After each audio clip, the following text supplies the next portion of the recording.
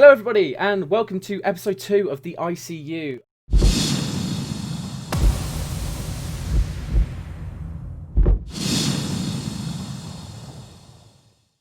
I am joined here by a fantastic content creator and somebody that I've been following for a little while now. If you'd like to introduce yourself. Yep. So I'm MrAtomicDuck. You may know me either from YouTube or Twitch, from the likes of Squad or Dead Matter, anything like that. And I stream six days a week at the moment. So yeah. There we go. I've got your YouTube up on screen at the moment, with your Dead Matter content that's currently up there as your recent uploads. Look at like the official dev blogs that you've been doing recently, which is really great for the community and everybody that kind of bought into Dead Matter. And it's fantastic having you on here. It's such a privilege for me to have you be on one of these episodes. I can't even explain. I can't stop smiling. Like I've got my webcam on for this, and it's just gonna be me smiling the whole way through. Yeah, I mean, like I said, I'm happy to do it, man. It really doesn't bother me at all. I like doing this sort of thing. I feel like it's important to talk about what we do, just openly, I guess, and make it, yeah, because a lot of people, like, I don't know, I feel like, and maybe I'm wrong here, but there are certain people that see themselves as, I don't know, like above others, or think that they're beyond doing things like this. And it's just, if I've got the time, I'll do it. There's nothing really stopping you from doing it, and it's important to kind of, like I say, talk about what you do and be proud of it. So yeah, exactly that. And I mean, it's really interesting for an audience as well to get to know the person that they watch consistently as well. So like, yeah, you know, it's getting to know that person, and I think a lot of people miss that when they do content creation. You know, they try to focus on their, like Twitch for example, they try to focus on what game they're playing or how their equipment looks or what their layout is, and I think a lot of people miss the fact that people will turn up and find you through a game, granted, but they stay for you as the individual. And yeah, definitely. You pick any category, there are at least 15 to 30 people streaming at any one time. You have to give people a reason to stick with you. Yeah, whether exactly. That's creating a certain atmosphere that you're known for, or whether that's doing something unique, or being very energetic, or whatever it is. They're there for the person, definitely. But yeah, exactly. I think there's an element of people that are still there for the game. I know there's a lot of people that will stay within the category and watch certain streamers within that group and not go outside of that game. But that's just interest. It's just what you're into at the time, right? No, of course it is. And I think you can see that for a lot of people. I mean, I watch a lot of Tarkov, and I know that you've streamed a lot of Tarkov as well. And you see these really big Tarkov streamers, and you'll see like Pestilli, obviously, as a really good example. Whenever he switches to a game, he does lose, you know, that view account at the time, because a lot of people are invested into the game that they're playing at that time. But there is that investment of that individual, because let's face it, anybody can go watch any Escape from Tarkov streamer, but why is it that people go to the likes of Pestilli? You know, why do people go and watch you play Squad? You know, knowledgeable, entertaining to watch, some fantastic moments, and you bring in your community as well to play with you, and that's a really big kind of holding point for your viewership. And I think it's a reason why a lot of people also kind of stick with you, because they're excited to play with you and they're excited to see what you're doing on Squad at any time because of your knowledge. I can't believe the amount of knowledge you've got in that game. It's like, I tell you what, craziness. It's not always been that way across every game I play.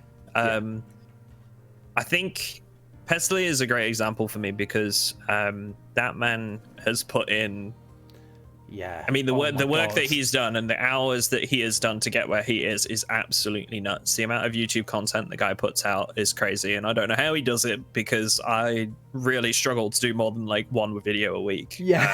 Personally, I really struggle to do more than one video a week, but he's got that whole process refined, and all credit to him. He makes some brilliant stuff. He does, and he has worked really hard for it. But when it comes to me on Squad, I never used to play Tarkov with viewers. If I did, it was Scav armies, because I always felt like with Tarkov that there was something to lose. And although I did enjoy teaching people at one point, I just didn't enjoy teaching people how to play Tarkov, because it was so unforgiving and brutal. Yes. Oh, that yes. just if I was teaching somebody and I died, I would get it was really, really hard to keep a level head on Tarkov, and it would really pull up my strings sometimes. But with squad, it's just I find it much easier to, one, teach people, and two, to play with others without getting frustrated. I think that's just the sort of game that it is. I don't have to take it too seriously. I can just enjoy myself and play it, you know? I think another good thing about Squad, from a content creator perspective as well, is it's got so much to it. No game is the same. You will do something different every single time. Even if you're playing the same class, on the same map, it will just turn out in a completely different kind of way. Yeah, and every game has its own... has its own twists and turns for sure, and I think the way that Squad is set up in terms of like layers as well, having the different sides go against each other, and then having the points change every time you play across different layers, it just keeps it really fresh for me. Especially, even it's so weird because I'm so driven by games with content and progression, but Squad has none, and I still love playing it. I think the progression really is just in learning to do everything. And becoming a jack of all trades, because it's very easy to play that game and just be a rifleman or be a grenadier or something like that. But to be an effective anti-tank, or to be a squad leader or a vehicle, you know, within the game, it's a lot more difficult, and it takes a lot of learning. So I think that's probably been one of the big draws for me. Yeah, no, that makes complete sense. I think Squad's a very easy game to sort of pick up, but it's a very difficult game to master for sure. You can just kind of go in there, but there's so many different aspects that you need to kind of learn going into Squad that people won't really tell you. I think stuff like communication is such an important one, because I've seen it in your stream sometimes. Some people go and say, oh, do I need to have a microphone? Well, I mean, you don't, but you're missing out on like 70% of Squad. It's in the title of the game. You play as a squad. Yeah, I think that's one of the most difficult questions I get asked, because there are a lot of people that naturally have inhibitions about talking over a microphone, whether it's the fact that they can't speak English very well, or it's that they're very young and they're worried about what people will say. That's the most common one. People that are around, like, you know, 14 to 16 and are worried about what people will say over the microphone to them, and that's really just disheartening, to be quite honest. Because I understand where they're coming from, and there are a lot of servers that unfortunately you'll get on there and they will receive like a bad reception from the people playing, which is really, really awful. But there are those good servers out there, and it is worth using the mic if you're willing to jump on a new player-friendly server and just learn the game.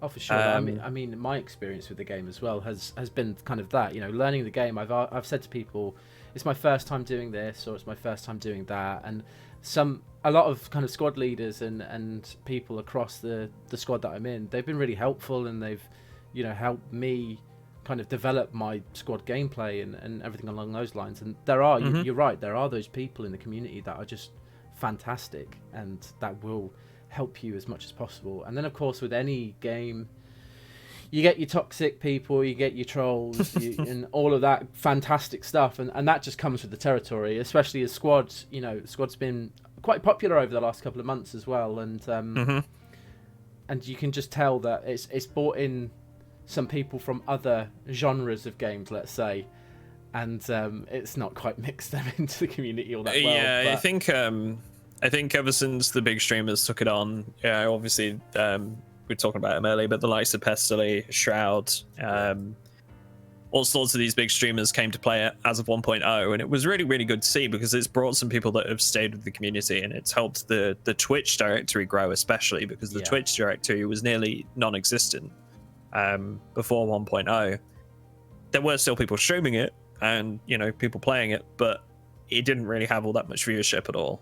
And I mean, the viewership still isn't like massive, but it's given the capacity for a few streamers to pick up a regular audience and to really help grow the category, which is really nice to see. Yeah, which is you're right. It is really nice to see, and it's good for the developers as well. I think they can be proud with what they've accomplished. It's a fantastic game, all in all. But I'm sure we're going to get into Squad a lot more kind of down the line.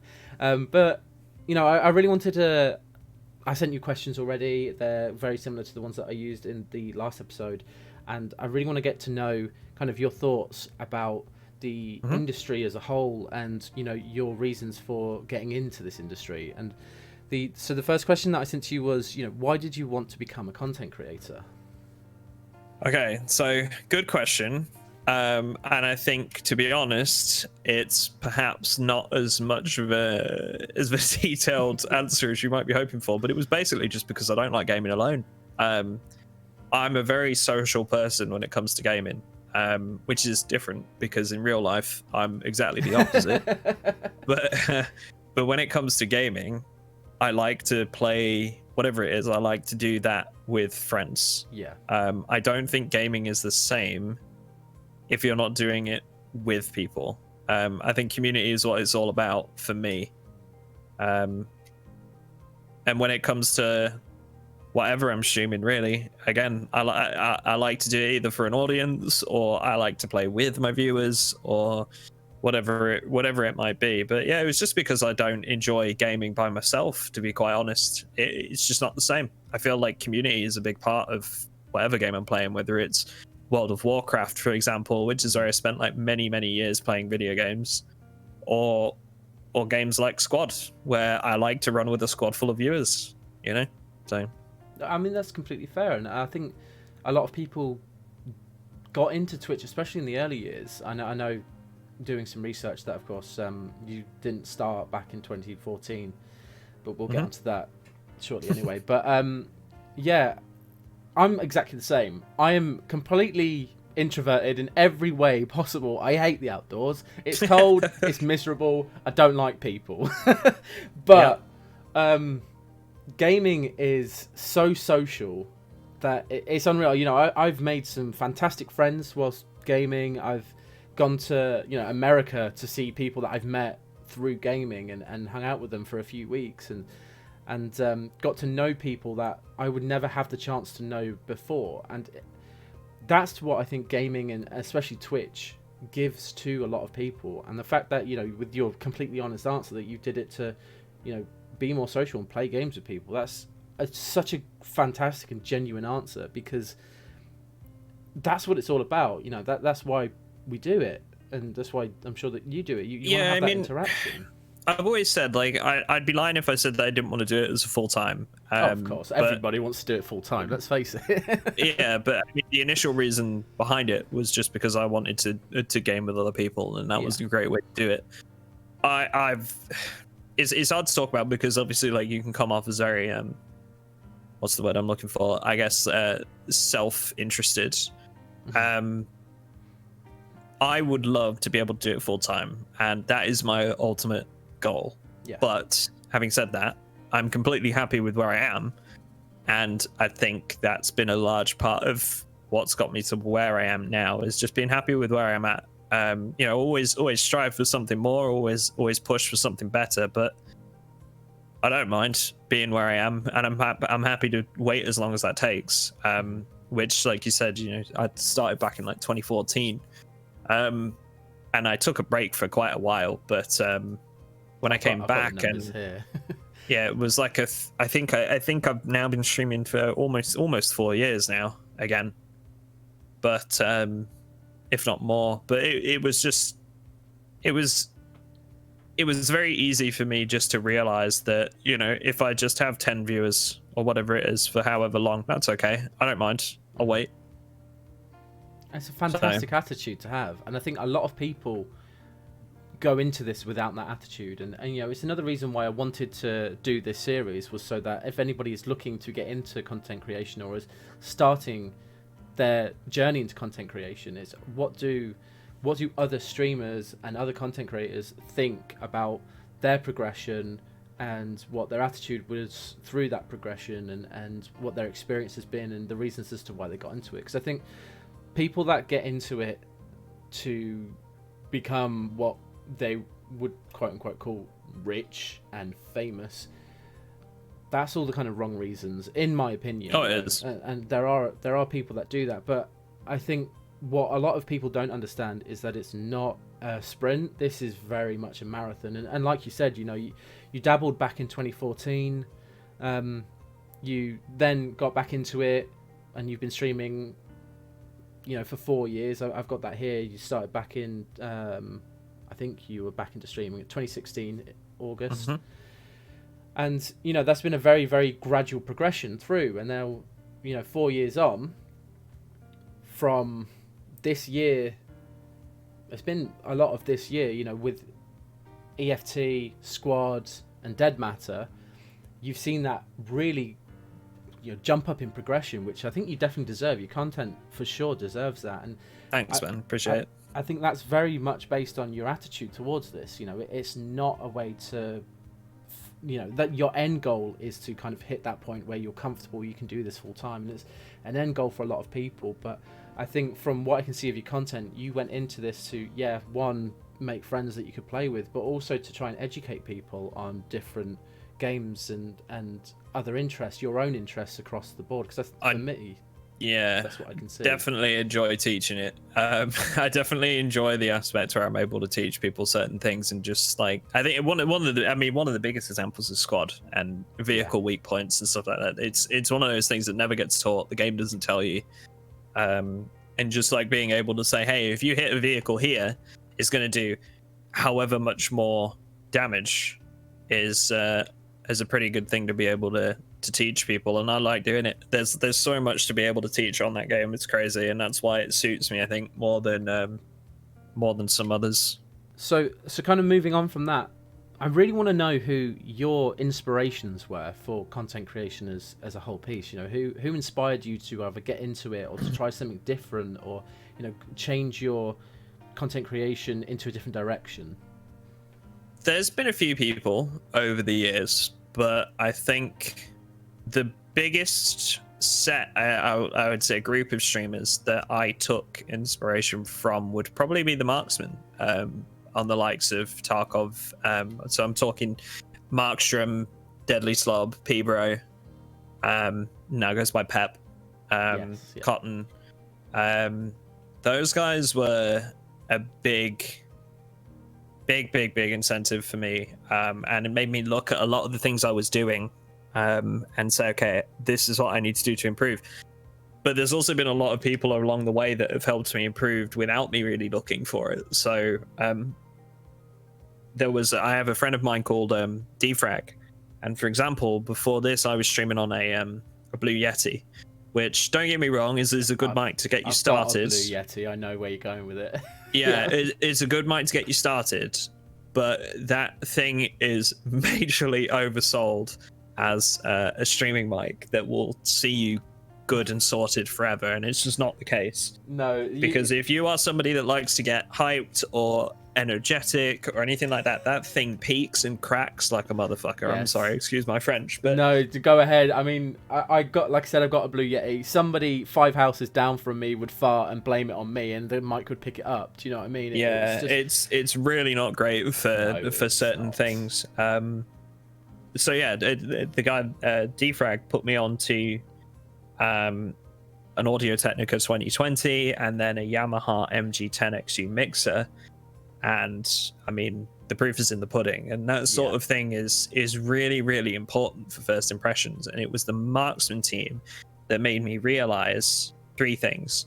One, that first impressions are really, really important, and if you want to make it as, you know, if you want to do this as a full-time profession, or if you want to do it as something that you want to earn money on consistently, treat it as such from the get-go.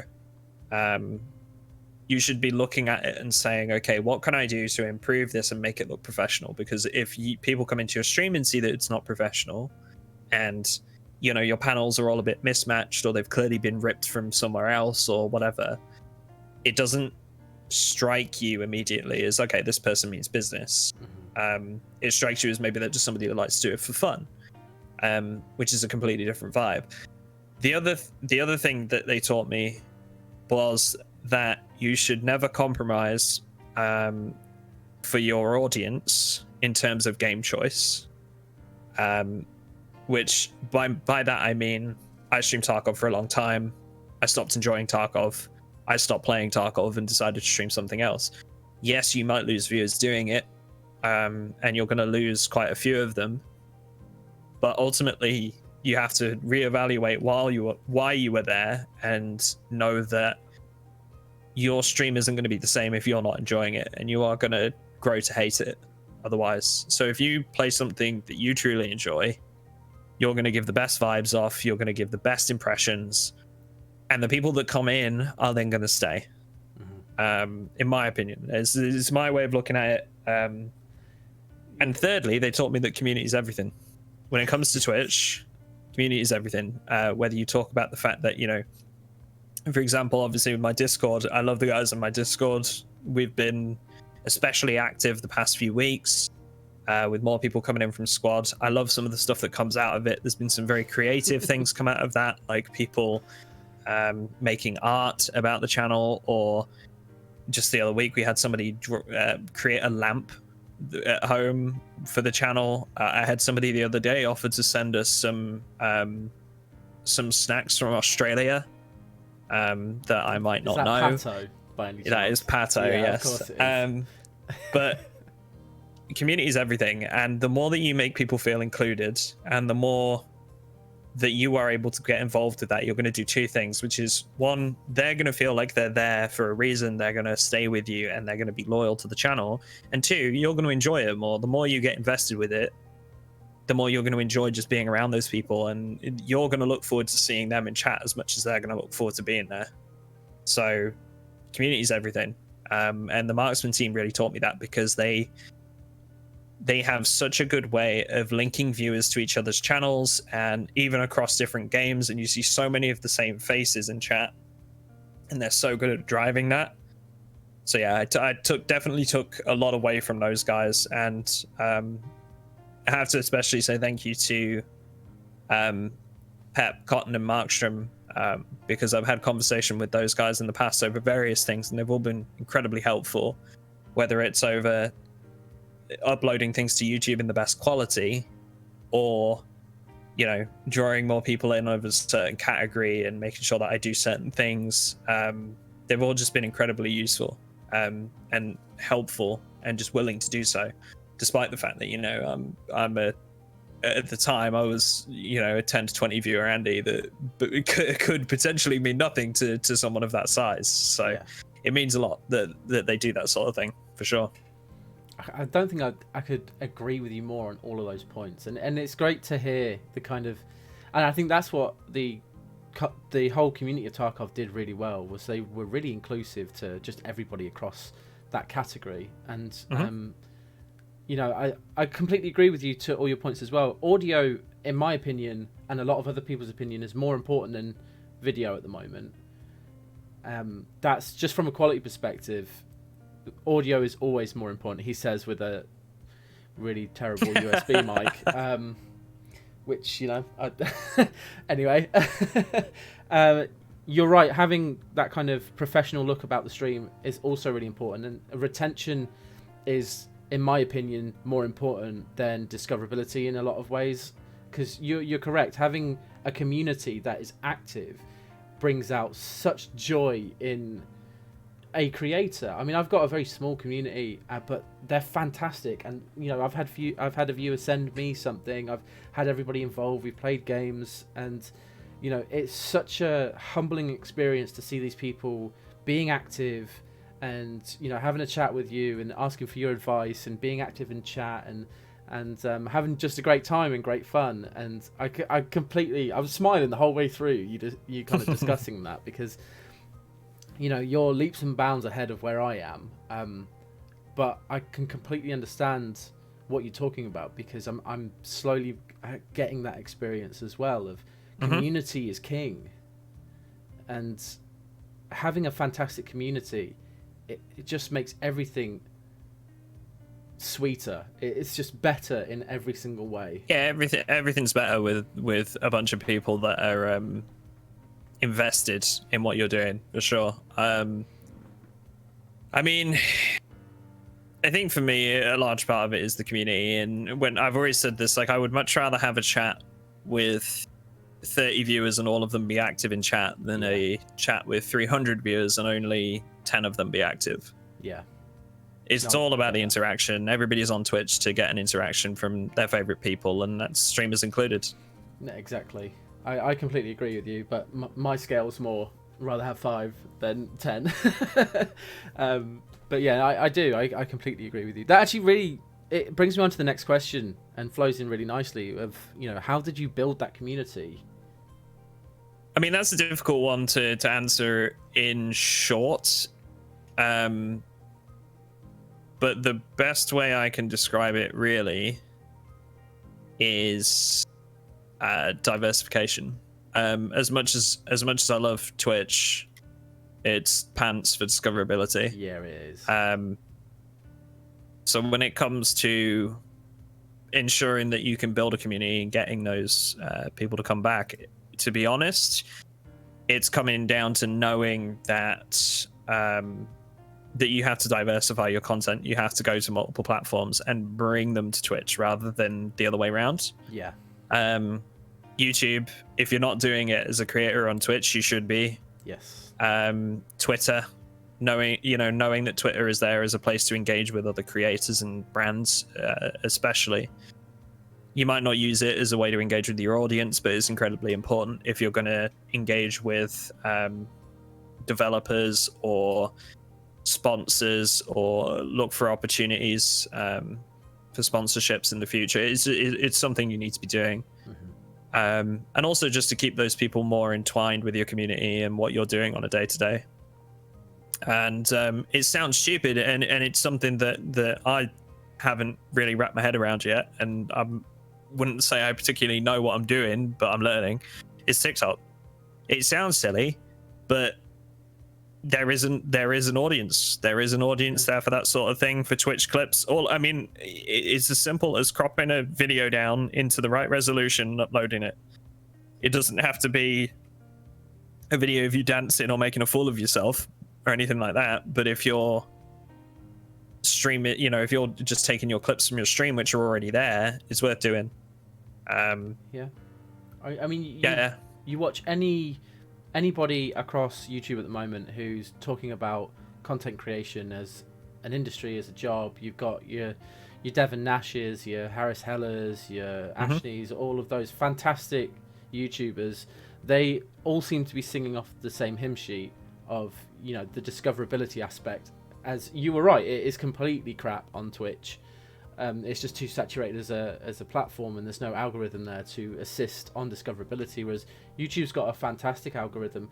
Twitter as well is really great for engagement, and I in no way, shape or form would ever think that something like TikTok would be just a really strange way to do it, because it's got a great discoverability aspect to it. It's the same as Instagram. Instagram has, I think statistically at the moment, Instagram is the best for gameplay discoverability, just purely because that's how the platform works at the moment.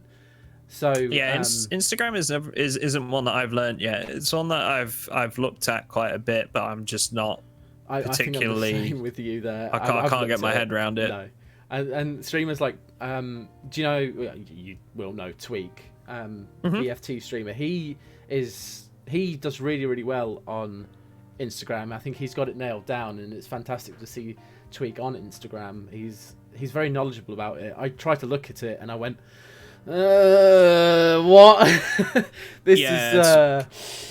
Tweak is another example of a guy that knows exactly what he's doing across multiple platforms. Yes, he's a very, very clever individual when it comes to streaming, and he knows the importance of branching out and diversifying, and he's clearly taken that advice from wherever he heard it from on board. Yeah.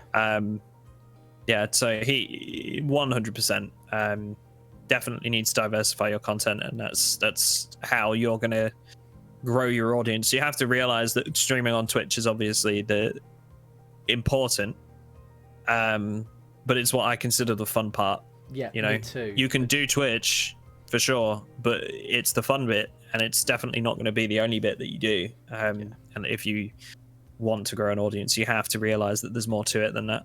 Yeah, and anybody, any kind of content creator, there's if you're doing Twitch as a hobby and you're really enjoying yourself and that's what you want to do, that's absolutely fine. But I think if you want to make a career out of it and you want to move forward with it and improve and take that next step, diversifying your content is as as Duck has said multiple times now, it is very important, because discoverability is just not where it's at. And not only that, from you as an individual, you will actually gain a lot more from creating videos. And even if you think they're terrible videos, just post them up anyway, because your experience will then evolve the more and more you put content out. Your editing will become better, your thumbnail creation becomes a lot better. You start to look at different avenues and how you can improve your content, and maybe you're looking at different tools as well, and just being knowledgeable about a specific editing tool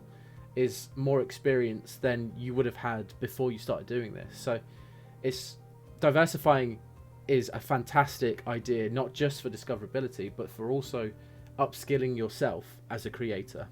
Yeah, I think it's important for me to note as well that my YouTube skills were absolutely crap when I started. Like, my old thumbnails, you can have a look on my channel. I'm sure you have already, but for anybody that's listening, just scroll back through my channel, have a look at some of my older videos. The thumbnails aren't anything special. The editing was basic at best. It's nothing to sing and dance about. But like you said, it develops your skills as a creator, and you have to realize that that's a step you need to take. We all have to learn from somewhere. We all have to start somewhere. So anybody that is discussing content creation as the industry, like I said previously, Harris Heller, Devin Nash, and everybody like that, they will all say the same thing as well, is just get your stuff out there, because that's the first step, and that's the step that everybody struggles with. Everybody sits there and goes, oh, what if it's terrible? What if it's just not good enough? What if I don't get anybody viewing it? Or, that's gonna happen. That's just the initiation step. You've got to get your content out there for people to view it, and you develop those skills over time. Your first video is not going to be a 1 million view video. It's never going to be that. Yeah, but I think it also takes time to learn about YouTube's algorithms and everything like that as well. The biggest things that I would recommend to anybody diversifying into things like YouTube is to do your research on the YouTube algorithm, know the importance of releasing on a schedule, and when is best for your audience, and also just knowing what type of content they want. So you're going to start to realize that you have, as you start to build a viewer base, that they want to see certain types of things, and that you will become known for those videos. And ultimately, what helps you grow on YouTube when you're a small YouTuber is interaction from your existing user base. What I mean by that is, let's say, for example, I put up a Dead Matter video. I know that that's going to get a certain amount of views. And what you're aiming for is people interacting with that content, whether it's watching the video, liking it, commenting, all of that. It all drives up this relevance in the YouTube algorithm, and it's all going to bring in new viewers because it's going to put you higher up on their list. Whereas if I do a gameplay video of, I don't know, Viva Pinata, nobody's going to watch it because nobody on my channel is going to be interested in that of my existing subscribers. And that means that it's not going to get as many impressions, people aren't going to watch it, and it's just not going to be driven up in terms of relevance for other people. There's also something to be said for informational content for new YouTubers and new creators. I think in order to post gameplay videos, you either need to be an incredible editor, or you need to be somebody that's highly entertaining. However, if you can post up informational content, all you need to do is be clear and concise. If you can do that, then you can make guides, you can make tips videos, that sort of thing. If you know tricks and tips about the game that you're playing, if you consider yourself a bit of a whiz with that sort of thing, very, very easy to gain viewers and that sort of thing, because everybody will watch tips videos and everybody will be looking for somebody that gives them that new piece of knowledge. It's very, very easy to do in comparison to gameplay. Yeah, no, I completely agree with you. I think there's a lot of informational content out there that is quite extensive as well, quite long in some explanations. Being able to kind of cut that down, and it's always depending on what you're interested in. Don't just try to force yourself into something that you're not really that interested in. It's if you enjoy something a lot and you've gone through YouTube and you've watched videos that are 20 minutes long to explain something that you can sit there and say to yourself, I can do that in 5 minutes. You know, that is something that people will want. They want their information quickly. They want it fast. And having a look, I think whenever I watch anything along those lines, I'll have a look and see how long that video is, because I'm less likely to watch a video that's 40 minutes long if I only want a couple of finite details about something that could be given to me in about 5 minutes. And I think I think that is really important, and understanding the fact that when you're first starting, don't worry about this monetization stuff that YouTube has, like, oh, my video now has to be over 8 minutes long for me to get monetized. You've got such a long way to get there. First is just worry about your content and worry about what you want to produce, and then worry about what else is going on in that category at that time. Yeah, that stuff doesn't matter. Monetization on YouTube really doesn't matter until you can gain an existing user base. If you're using YouTube as a content creator, your goal should be to transfer them to Twitch if you can. That should be your ultimate goal.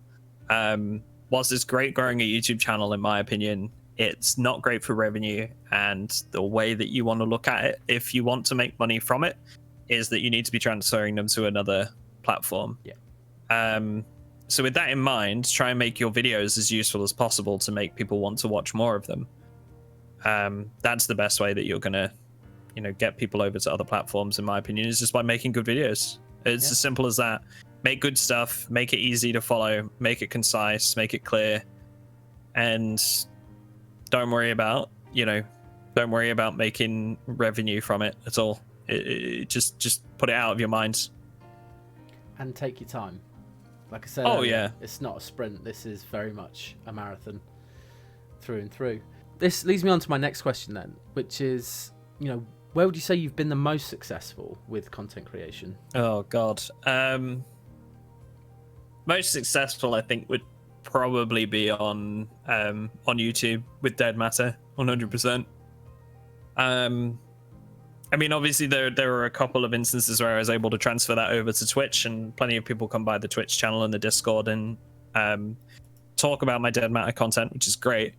But in terms of raw success, yeah, YouTube, Dead Matter was 100% like my biggest opportunity that I got, and them allowing me to do those kind of the official summaries of the dev blogs was a huge thing for my channel.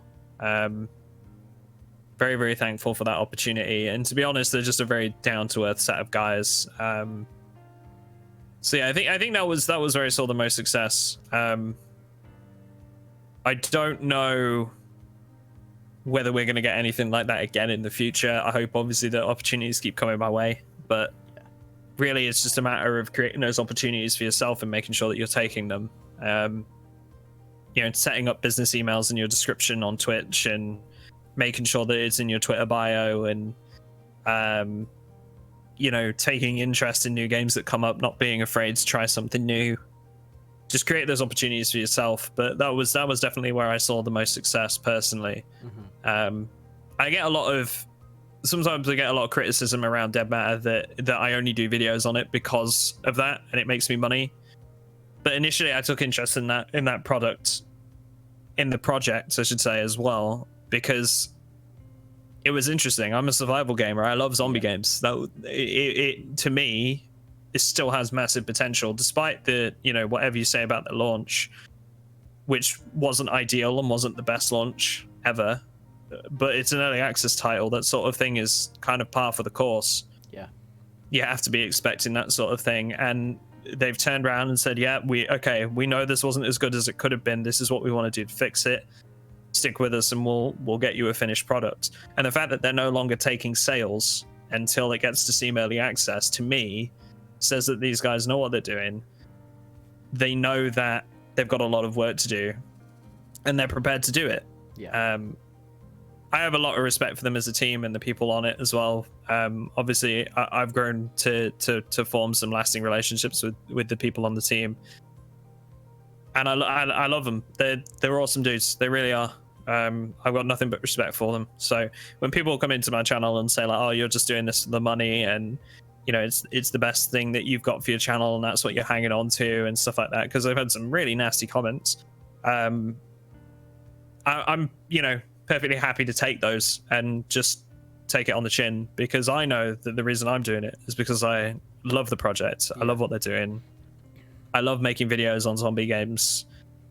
It's, you know, it's what I'm going to do, whether they like it or not. I mean, if anything, I think take those kind of situations as a positive, you know, a compliment. These individuals that come into your channel, obviously massive keyboard warriors, and hugely jealous, because you know what, having the opportunity to like report on a game, create videos and content on a game that you have a passion about is not something to be scoffed at. And you know, these might be quite popular and probably the most popular pieces of content on your channel at the moment, but that's not what your entire channel is focused on. And you know, you do a lot of squad information videos. I can see some DayZ ones on screen right now. Deadside, you know, you're in that genre of gameplay, of the kind of zombie survival element gameplay, and having the opportunity like that, like Dead Matter, is such a massive opportunity that I'm jealous. I would love to have gotten on that when I could have. But you know, these, like I said, keyboard warriors that are coming in and oh my god, that's and just saying comments for no reason whatsoever, have got absolutely no idea whatsoever. I think it just spans from either a lack of knowledge or ignorance of knowledge for some people. Both. Because some people obviously assume that I make lots of money from those videos, and the truth is, and I'm never afraid to hide it, or afraid to talk about it, I should say. I'm never afraid to talk about it. The truth is that I make anywhere from £50 to £100 a month off YouTube. If I was doing it for money, it certainly wouldn't be the place where where I put my chips. Let's be real. Yeah. Nobody can live off of £50 to £100 a month. I do it because I'm interested in the game. You know, I don't do it for the money. There's nothing to do with that. You've got to have an interest in what you're creating. I mean, exactly. You just have an interest in it because it's what I like making content on. It's as simple as that. And anybody that doesn't understand that is either sadly misinformed or just wants to be upset about something and picks a content creator to do it. Yep. This is how it is. And you know, you have to realize, if I was to pass on any advice from that, you have to realize that those sorts of people are always going to come up. You're going to have undesirables, whatever platform you're on, and you have to know to just shrug it off. Yeah.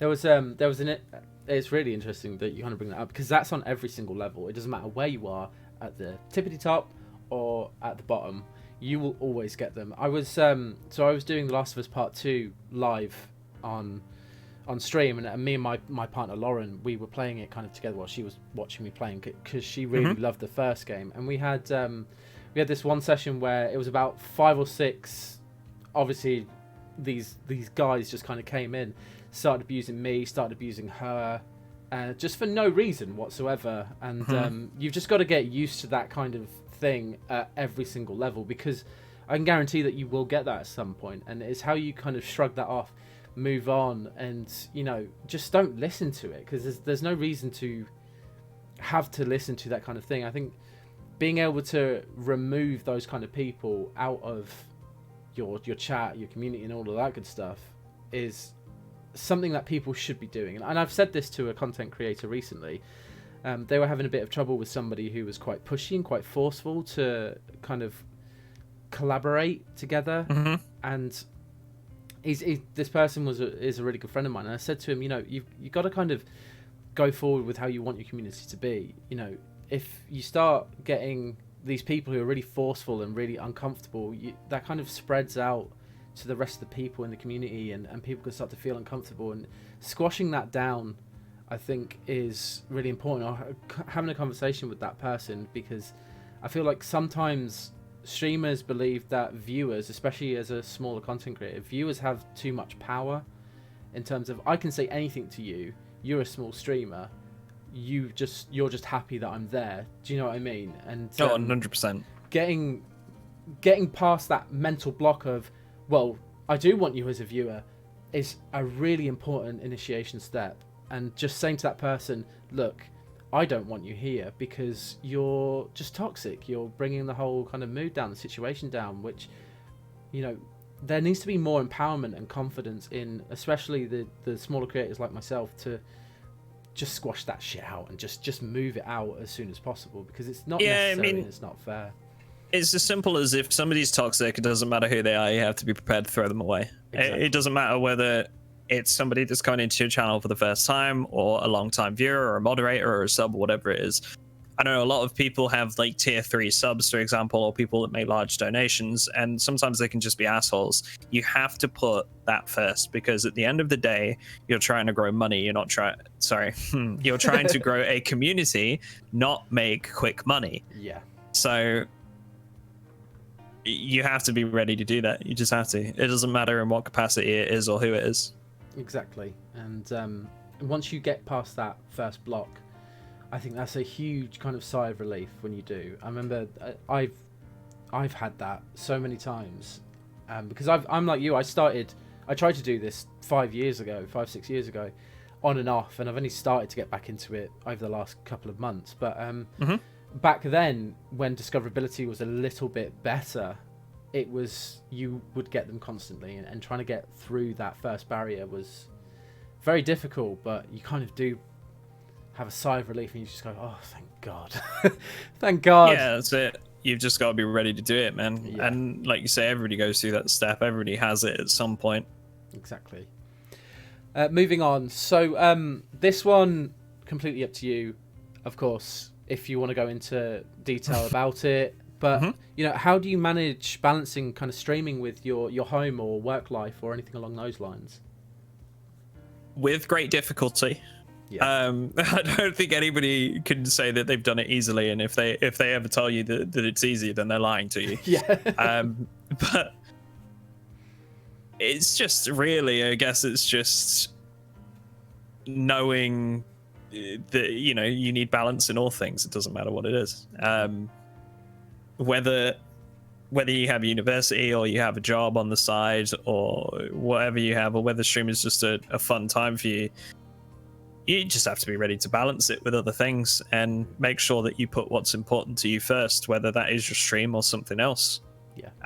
As long as you help yourself, I would say, because the biggest thing I can recommend to anyone for streaming is make a schedule.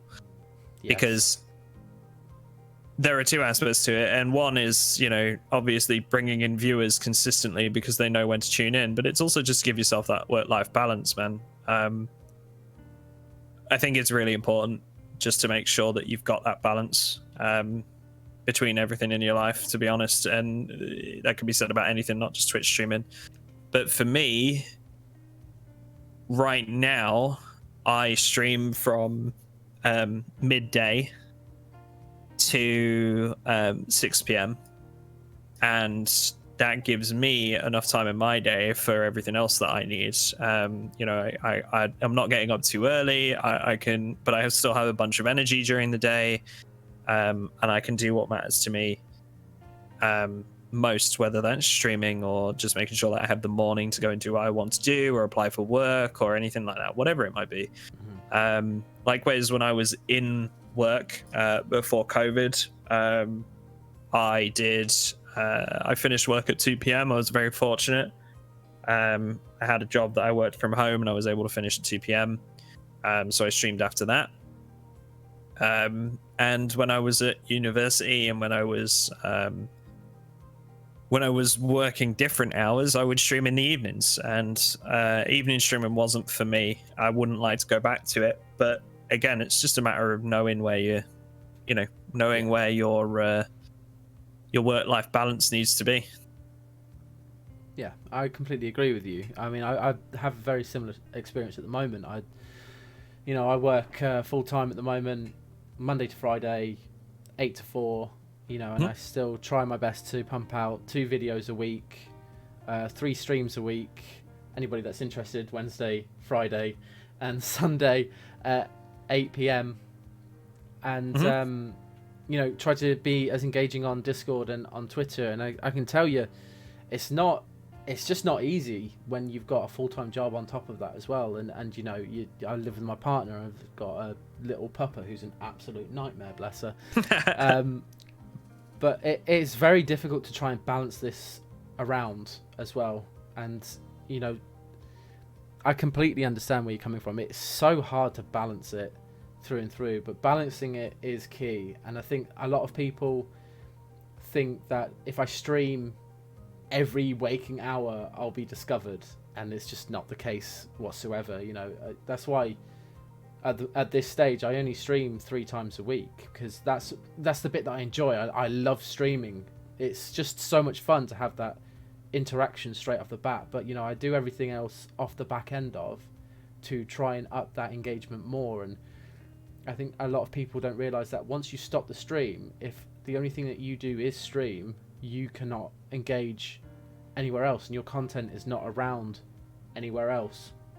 So I think the most important thing you can do is again diversify. And you're not able to do that if you're streaming on Twitch 24/7. You're just not. So and trying to get that balance is hard. And this industry is not easy. And you're right. If anybody says it is easy, then they're lying. just straight out, they're lying. And you spoke about Pestilly earlier on in the video, and I mean, that man pumped hours into his work, and he pumped so much of his time. I think there was a point where he said that he'd only been getting about 4 or 5 hours of sleep every single night, because what he was doing was he was waking up, he was creating content, he was streaming, he was editing, he was posting content every single day for months on end. He was just that was his entire life, 7 days a week. He was getting up, he was creating content, he was doing what he needed to, he was going to sleep 4 or 5 hours, getting up, rinsing and repeating. And I think he said that the moment that he got an editor was the first time he felt like he could be selfish, because he could get 6 hours of sleep. I was sitting there going, Pestilly, what are you talking about? I can't function off of 10 hours of sleep. That man, he is such a... Honestly, I don't know how he did it. He's such a not an oddity, I guess, but in that sense he is. He's such an oddity in that sense that he's able to do that, and you can't maintain that for very long, I don't think. No, you'll crumble under that kind of pressure. Yeah, I think, again, really, like you say, it's just balancing. That's all it is. It's a balancing act, and knowing the importance of that. I would say we could move on to the next question, but I think we've been doing this throughout the whole sort of video. So that would be, what advice would you give current/future content creators? And I mean, I can bullet point it. I can summarize it. Go for it if you'd like. Yeah. So diversify your content. Yeah. Make sure you're available on just about every platform you can think of. And if you're not able to do it on every platform, make it as many as possible. Get yourself a schedule, because schedules are important. People know when to tune in, and they get into the routine of tuning in, which is the most beneficial part, because obviously if you're streaming at different hours of the day, nobody's really going to know when to look for you, and it's going to be completely random whether they catch you or not. Similarly, make sure that you're posting on YouTube and stuff like that regularly as well. Make sure that you're having fun doing what you're doing. Don't do it because you feel like you have to, whatever it is. Doesn't matter whether it's what game you're playing, whether it's streaming itself, anything like that. You shouldn't be doing it if you feel like you have to. You have to do it because you enjoy doing it. Don't do it for the wrong reasons. Don't do it because you think it's going to make you big, because it's just not going to end up that way. No, and you're going to end up disheartened and upset. Yeah. Know the importance of your community. Interact with them as much as you can. Make sure they feel valued and welcome. Don't put anybody down. It's just not worth it. I'm trying to think of any other tips that I can give people, and make sure that your stream looks professional, and set yourself some goals, whether that's upgrading your equipment or hitting milestones. I personally don't set myself milestones because sky's the limit for me. I want to push as far as I can go. But in terms of getting equipment, I always know what I want next. And you should always have that in your head. Never be complacent with where you are, in my mind. Never be happy with where you're at. Take the wins, take the victories, feel accomplished, feel proud.